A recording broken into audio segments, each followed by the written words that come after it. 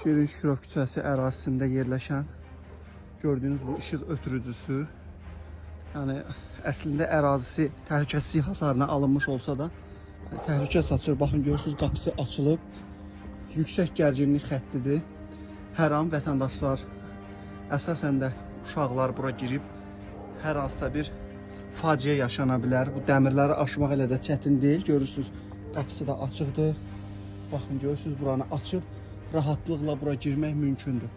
Baxın, yenə də göstərirəm, qapısı açıqdır və ümumi yüksək gərginlik xəttinin, yəni paylayıcının gördüyünüz kimi üzəri də, qapısı da açıqdır. Bu da insanların həyat və sağlamlığını çox ciddi təhlükə altına alır. Baxın, görürsünüz, saat hal-hazırda 1-in yarısıdır və gördüyünüz burada qapı açıq.